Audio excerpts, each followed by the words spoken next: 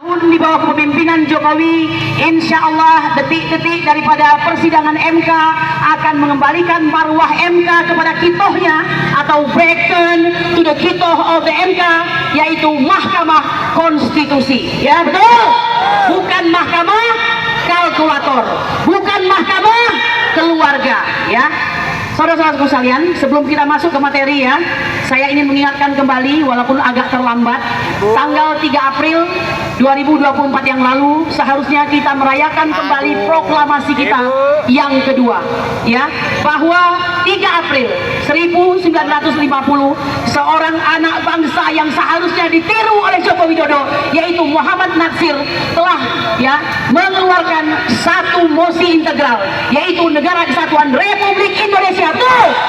Kita doakan kehadiran Allah Subhanahu wa taala, beliau sebagai putra terbaik bangsa yang dihadiahkan jabatan sebagai Perdana Menteri pertama Indonesia, dikatakan sebagai pencetus proklamasi yang kedua oleh Muhammad Hatta, akan diterima semua amal ibadahnya oleh Allah Subhanahu wa taala. Betul. Dan kita bangsa tidak akan menjadi bangsa yang durhaka karena tidak lurus kepada cita-cita bangsa negara Indonesia. Betul. Saudara-saudaraku sekalian, saya sebenarnya hari ini belum mengikuti ini persidangan, tapi sudah tahu agendanya apa, ya. Bahwa kita sudah mengetahui sidang telah berlangsung.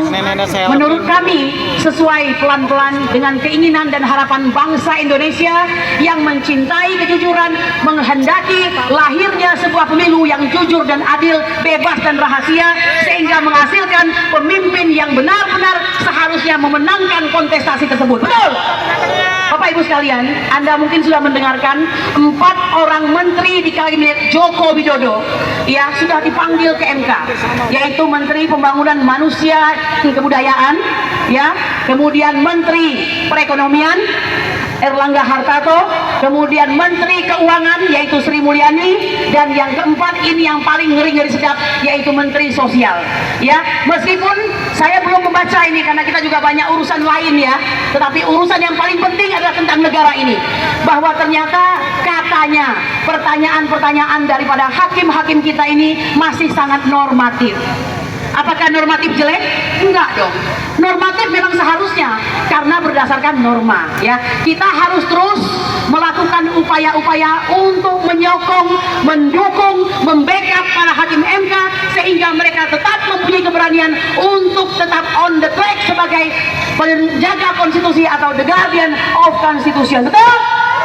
Bapak-bapak Ibu sekalian, saya ingin mengatakan kepada Anda semua, jangan pernah hilangkan pandangan bahwa sudah terjadi pengkhianatan kepada demokrasi, ya, bahwa Jokowi memang harus terus-terusan diberisikin karena apa yang dilakukannya sudah sangat membahayakan Negara Kesatuan Republik Indonesia. Betul! Saudara-saudaraku sekalian, ada beberapa hal untuk menjadi ciri bahwa sudah terjadi pengkhianatan kepada demokrasi, sudah terjadi pemilu yang tidak jurdil, yaitu pertama, bahwa nepotisme terjadi dengan mengikut sertakan kekuatan kepresidenan. Betul. KPU tidak lagi menjadi suatu badan yang independen. Ya, kita dengar kemarin dalam sebuah persidangan, Ketua KPU mengatakan mengapa mereka menerima pencalonan dari pendaftaran pencalonan daripada Gibran karena ada surat dari presiden. Padahal presiden itu siapa? Bapaknya toh, bapaknya sendiri, ya wajarlah. Nah, jadi alasan ini sungguh suatu alasan yang menurut kita kanak-kanak iya, konyol iya, dan lain sebagainya. Ya sudahlah. Karena itu saya kira tidak heran apa yang disampaikan oleh pengamat politik Bapak Profesor Rias Rasid. Ini dengarkan ya. Ini dengarkan. Saya kemarin mengatakan Indonesia tanpa Jokowi. Betul. Kita ulangi lagi. Indonesia tanpa Jokowi. Indonesia tanpa Jokowi. Indonesia tanpa Jokowi. Mengapa saya katakan demikian? Seorang Bapak Rias Rasid, pengamat politik yang santun dan cerdas, sampai mengatakan untuk mendapatkan seorang dengan kepribadian yang tidak tahu malu sedemikian rupa dibutuhkan lebih dari 100 tahun. Bayangkan, dan Indonesia memilikinya.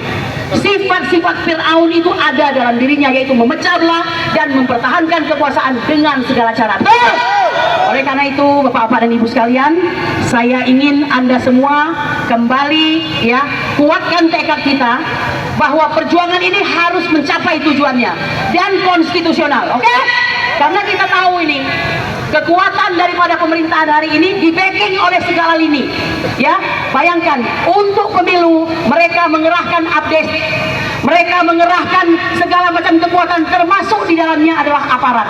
Ya, jangan heran mereka melakukan pelantikan secara massal pejabat daerah yang arahnya adalah untuk mengarahkan kemana arah pemilihan ini. Ya, lalu pejabat tersebut mengarahkan orang di bawahnya.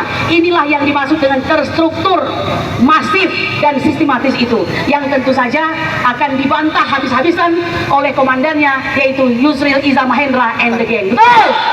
So, Bapak-bapak Ibu sekalian, saya ingin mengatakan perjuangan ini masih panjang. Koordinasikanlah satu dengan yang lain. Jika hari ini masih sebanyak ini, usahakan lebih banyak lagi.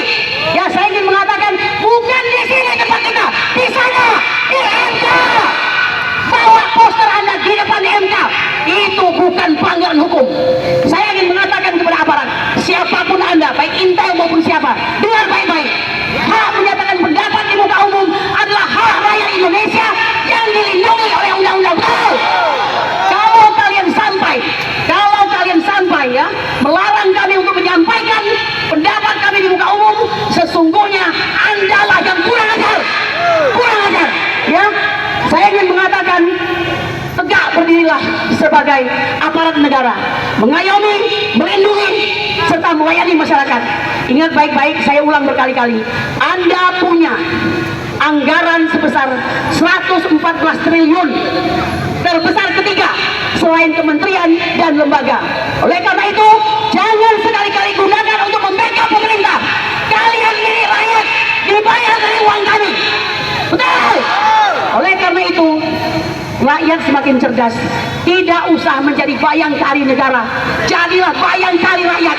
Jika negara ini maksud adalah pemerintah atau rezim. Sekali juga kami mengatakan, Bapak Sigit Listio, mohon maaf ya, kita sudah terang-terangan saja. Konon kabarnya Anda dititipkan oleh Pak Jokowi pada pemerintahan berikutnya, pemerintahan rasa-rasa, karena belum ada pemerintahan yang ditetapkan sampai hari ini. Oleh karena itu, jangan karena Anda dititipkan, Anda akan mengorbankan dan menghambakan diri Anda untuk rezim Jokowi. Merdeka! Merdeka! Merdeka! Saya kira demikian saja. Nanti kita akan mendengarkan pimpinan kita. Ada Bapak Jenderal Sunarko di sana. Bapak, kami sangat butuh agar kami dipimpin. Kami ingin sekali negara Indonesia ini selamat. Untuk yang kedua kalinya kita memproklamirkan negara kesatuan Republik Indonesia